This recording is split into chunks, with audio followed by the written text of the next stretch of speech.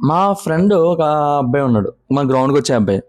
ఏంటంటే వాడు ఏం చేసాడంటే ఇలా 10,00,000 ఇస్తే కానిస్టేబుల్ జాబ్ వస్తదని చెప్పేసి వాడు కానిస్టేబుల్‌కి అప్లై చేసుకున్నాడు. ఎస్‌ఐకి అప్లై చేయలేదు. 10,00,000 ఇస్తే కానిస్టేబుల్ జాబ్ వస్తదని చెప్పేసి ఆడు ఏం చేసాడు? ఇలాగా కట్టేసాడు 10,00,000. నమస్తే అందరికి. ఇప్పుడు మీకు చెప్పబోయేది ఏంటంటే 10,00,000 రూపాయలతో కానిస్టేబుల్ జాబ్ ఇస్తారు. 25,00,000 ఇస్తే ఎస్ఐ జాబ్ ఇస్తారు. అని ఎవరైనా చెప్తే నిజమా కాదా అని నమ్మే ముందు ఈ వీడియో చూడండి, మీకు ఒక క్లారిటీ వస్తది. ఇది నిజమా కాదా అనేది. ఇప్పుడు మీరు ప్రిలిమ్స్ ఎగ్జామ్ రాశారనుకో, మీ ప్రిలిమ్స్ ఎగ్జామ్ రాసిన ఓఎంఆర్‌తో సహా మీకొస్తది. అంటే మీరు ఎన్ని మార్క్స్ క్వాలిఫై అయ్యారో అన్ని మార్క్స్‌కి మీకు వస్తా ఉంటది. తర్వాత ఏమవుతుందంటే ఈవెంట్స్‌కి కనుక మీరెళ్లారనుకో, ఈవెంట్స్‌కెళ్ళినప్పుడు ప్రతీదీ రికార్డ్ అవుతా ఉంటది. ఇంతకుముందు ఏంటంటే ఫర్ ఎగ్జాంపుల్ ప్రిలిమ్స్ ఎగ్జామ్ ఉండేది కాదు. ఒకానొక టైంలో. అప్పుడేమైంది, డైరెక్ట్ ఈవెంట్స్ ఉండేవి. ఈవెంట్స్ కూడా ఎలా ఉండేయి, నార్మల్‌గా రన్నింగ్ గాని అంటే మన స్టాప్ వాచ్ ద్వారా చూసేవారు టైం అనేది. ఓకేనా? ఆ స్టాప్ వాచ్ ద్వారా టైం చూడడం వలన కొంచెం ఆల్టర్ చేయడం కానీ అటువంటిది ఏదైనా ఉంటే ఈవెంట్స్ పాస్ అవ్వకపోతే పాస్ చేయించడం గాని చేసేవారు.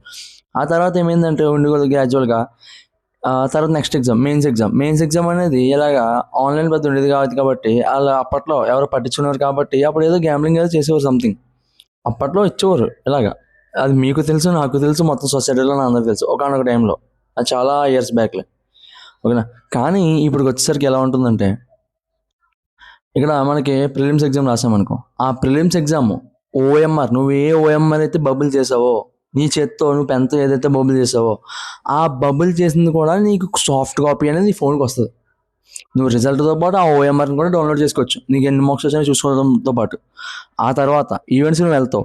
ఈవెంట్స్‌కి వెళ్ళినప్పుడు ఈవెంట్స్‌కెళ్ళినప్పుడు ప్రతీదీ సెన్సార్ అనేది వచ్చింది. సెన్సార్ రీడింగ్ అంటే మాన్యువల్‌గా మన మనుషులు రీడ్ చేసేది కాదు. అంటే స్టాప్ వాచ్ ద్వారా చూసేది కాదు. హైట్ కదా మన చేతితో కొలిసేది కాదు. మనం ఈవెంట్స్‌కెళ్ళామనుకో ఎలా ఉంటదనుకుంటున్నారు? డైరెక్ట్‌గా ఇప్పుడు ఒక హైట్ కొలుస్తాం కదా! ఫర్ ఎగ్జాంపుల్ వెళ్ళిన మనల్ని ఏం చేస్తారంటే సర్టిఫికేట్ వెరిఫికేషన్ చేస్తారు. ఆ తర్వాత హైట్ కొలవడానికి తీసుకెళ్తారు. హైట్, చెస్ట్ కొలవడానికి. అక్కడ ఏమవుతదంటే హైట్ కొలిచే మిషన్ ఉంటది కదా! మన పాదాలు ఉంటాయా? ఆ పాదాల కింద 2 బటన్‌లుంటాయి. ఆ బటన్ల మీద నుంచోమంటారు. ఆ బట్టల మీద నుంచున్నాక మనల్ని హైట్ అనేది ఒక పైనుంచి ఒక ప్లేట్‌లో పెడతారు నెత్తి మీదకి. ప్రతీది ఆ ప్లేట్ ఎంత అక్యురేట్‌గా కొలుతదంటే మీరు ఎంత మిల్లీమీటర్‌లో ఉన్నారో కూడా కొలిచేస్తది ఆ ప్లేట్ అనేది. ఓకేనా? ఇక్కడ మనం కొంచెం అంటే నేను హైట్ కొంచెం తక్కువున్నాను. ఒక హాఫ్ సెంటీమీటర్ తక్కువున్నాను కదా అని చెప్పేసి కొంచెం లైట్‌గా కాళ్ళు ఎత్తారనుకో మీరు, ఆ సెన్సార్ అనేది ఆ బటన్లు ఉన్నాయి కదా! ఆ బటన్ అనేది నార్మల్ పొజిషన్‌కి వచ్చేస్తది. ఆ ప్లేట్ అనేది పైకి మూవ్ అవ్వకుండా అది మన సెన్సార్ అనేది నార్మల్ పొజిషన్‌కి వచ్చిందనుకో, అదే కాళ్ళు ఎత్తినప్పుడు కొంచెం పైకొచ్చిందనుకో, అది అలారం మోగిస్తూ ఉంటది. ఓకేనా? అక్కడ సౌండ్ వస్తూ ఉంటది. అంటే ఈడు కాళ్ళు ఎత్తాడు కానీ హైట్ కోసం ట్రై చేస్తున్నాడు అన్నట్టుగా. ఓకేనా? చెస్ట్ కూడా ఏమవుతదంటే మాన్యువల్‌గానే కొలవడం కాదు. మనం టైట్‌గా పెట్టుకొని ఉంటది. అక్కడ వాళ్ళు చూసుకుంటారు. అంటే రౌండ్‌గా వస్తా ఉంటది.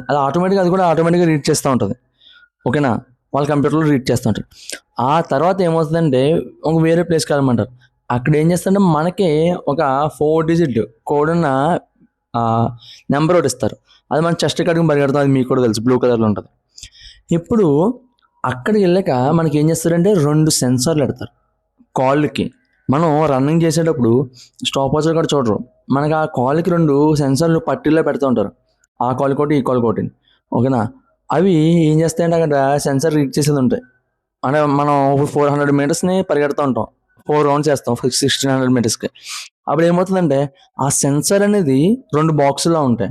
అక్కడికి వెళ్ళగానే మన కాలుకున్న 2 సెన్సార్‌లు ఉంటాయి కదా! అవి అక్కడ క్రాస్ అవ్వగానే మనకి రికార్డ్ అవుతా ఉంటది. అంటే 4 సార్లు ఎప్పుడైతే క్రాస్ అయిందో మన కాల్ అనేది ఆ సెన్సార్ అనేది అప్పుడు మన టైం అనేది ఎంతసేపట్లో పరిగెట్టామో అనేది ఆటోమేటిక్‌గా రికార్డ్ అయిపోయి ఉంటది. ఓకేనా? అక్కడ కూడా మనం గ్యాంబ్లింగ్ చేయడం కాదు. అంటే ఈవెంట్స్‌కి కాదు, ప్రిలిమ్స్‌కి కాదు. పోనీ ఈవెంట్స్ అయిపోయాక మెయిన్స్‌లో ఏదైనా చేయడానికి అవుతదా? అంటే మెయిన్స్‌కైతే అస్సలు, అస్సలు గ్యాంబ్లింగ్ చేయడం కాదు. ఎందుకంటే మెయిన్స్‌లో మనం చేయగలిగేది ఏంటి చెప్పనా? ప్రిలిమ్స్ అయిపోయింది, ఈవెంట్స్ అయిపోయింది. ఇప్పుడు మెయిన్స్ విషయానికి వద్దాం. మెయిన్స్ ఎగ్జామ్ అనేది చాలా స్ట్రిక్ట్‌గా జరుగుతుంటది. మీ ఇన్విజిలేటర్‌ని చాలా స్ట్రిక్ట్‌గా ఉంటారు. మళ్ళీ పోలీసోళ్ళు ఎలా పడితే అలా వస్తుంటారు. అటు ఇటు తిరుగుతూ ఉంటారు. అవి చేస్తుంటారు, ఇవి చేస్తుంటారు. మన ఎగ్జామినేషన్ హాల్‌లోనే తిరుగుతుంటారు అప్పుడప్పుడు. మన బయట కారిడార్‌లో. మన ఎగ్జామినేషన్ హాల్ పెద్దదనుకో ఇద్దరు ఇన్విజిలేటర్లు కూడా ఉంటారు. ఓకేనా? అక్కడ కూడా మనం చేయలేం కాదు. ఒకవేళ ఇన్విజిలేటర్ చెప్దాం అనుకున్నా మనకి పైన సీసీటీవీ రికార్డింగ్‌లో ఉంటది. ఎప్పుడు అంటే ఒకళ్ళెళ్లి కంప్లెయింట్ ఇచ్చామనుకో, ఇప్పుడు ఫర్ ఎగ్జాంపుల్ మనకి ఎవరైనా చెప్తున్నారనుకో, మన పక్కనోడు ఆటోమేటిక్‌గా కంప్లెయింట్ ఇస్తాడు. వాడెళ్లి కంప్లెయింట్ ఇచ్చాడనుకో, ఓకేనా? వాళ్ళ మీద యాక్షన్ తీసుకుంటామని చెప్పేసి వాళ్ళు కూడా చేయరు. ఇది కూడా సేమ్. ఏమవుతుంది రిజల్ట్ అనేది ఎట్లా వస్తుందంటే మనం క్వాలిఫై అయినావా లేదా అని ఫస్ట్ రిజల్ట్ దింపుతాడు. అంటే నేను ఒక 80 మార్క్స్ 40% వస్తే క్వాలిఫై జనరల్కి. అంటే 80 మార్క్స్ వచ్చినాయి అనుకో నువ్వు క్వాలిఫై అయినట్టు. అది ఫస్ట్ రిజల్ట్ అనేది దింపుతాడు. అంటే మన స్కోర్ కార్డ్ ఎంత వచ్చింది నువ్వు క్వాలిఫై అయినావా లేదా అని దింపుతాడు.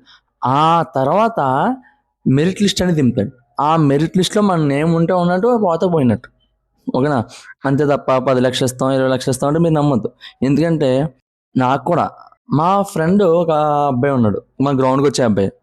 ఏంటంటే వాడు ఏం చేశాడంటే ఇలా 10 లక్షలు ఇస్తే కానిస్టేబుల్ జాబ్ వస్తుందని చెప్పేసి వాడు కానిస్టేబుల్కి అప్లై చేసుకున్నాడు. ఎస్ఐకి అప్లై చేయలేదు.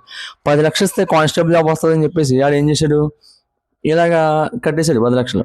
సో పర్సన్కి ఏమవుతుందంటే వాళ్ళు అప్పట్లో ఉన్న అధికారి పార్టీ సంథింగ్ ఏదో అలా సో పర్సన్ కట్టేశాడు కొంచెం పెద్దవాడిని అని చెప్పేసి కూడా చెప్తేనే. ఆ తర్వాత ఏమైందంటే వాడు ఈవెంట్స్ క్వాలిఫై అవ్వలేదు. అంటే మా ప్రిలిమ్స్ అయిపోతుంది ఈవెంట్స్లో మేము చూసుకుంటాం మెయిన్స్లో మేము చూసుకుంటాం 10 లక్షలు ఇస్తే చాలని చెప్పారు వాళ్ళు. కానీ అక్కడికి వచ్చేసరికి ఏమైందంటే అక్కడ ఈవెంట్స్ అనేది మనోడు క్వాలిఫై అవ్వలేదు. ఓకేనా? ఈవెంట్స్ అనేది క్వాలిఫై అవ్వలేదు క్వాలిఫై చేస్తున్నారు కదా అని చెప్పేసి వెళ్ళి అడిగితే వాళ్ళు 10 లక్షలు లేవు ఏం లేవు వెళ్ళిపో మేము ఎప్పుడు ఇచ్చినాక అని చెప్పేసి వాళ్ళు మంచిగా రివర్స్ అయిపోయారు. ఓకేనా? అంటే ఇటువంటి ఎవడైనా చెప్పడానికి ఎవడి వల్ల కాదు ఇది. ఓకేనా? ఇంతకు ముందు సిస్టమ్ వేరు ఇప్పుడు సిస్టమ్ వేరు. ఓకేనా?